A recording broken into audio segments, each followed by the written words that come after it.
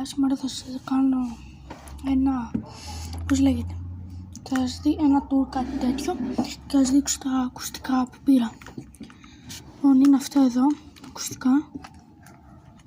Είναι η JBL, κοστίζουν περίπου στα 15 ευρώ. Από ό,τι βλέπετε. Είναι με Bluetooth. Εδώ είναι ανοιχτά.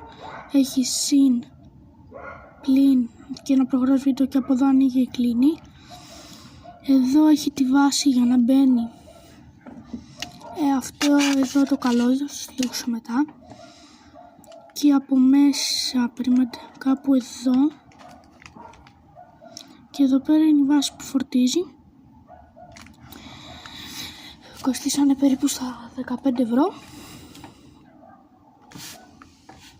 Φέρνουμε στη γωνία. Λοιπόν, περιείχε αυτό εδώ, πρώτα περιείχε αυτό εδώ το καλωδιάκι που είναι για να μπαίνει εδώ και για να μπαίνει εκεί από εδώ στο κινητό σου. Και με αυτό το καλωδιάκι κάνεις και άλλες χρήσεις, δηλαδή μπορείς να το βάλεις στο ράδιο του αυτοκινήτου σου και στο κινητό και να βάζεις τραγούδια. Περιείχε αυτό εδώ το καλωδιάκι. Περιείχε άλλο ένα καλωδιάκι που είναι φορτιστής, micro USB νομίζω είναι, και από εδώ.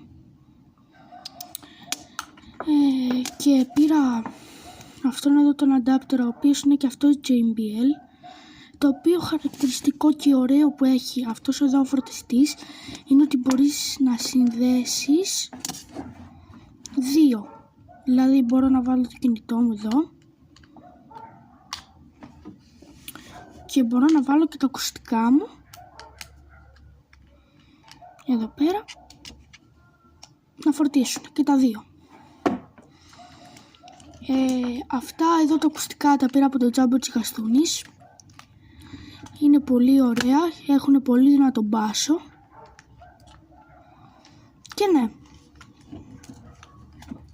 βλέπετε εδώ πέρα, κάνουν έτσι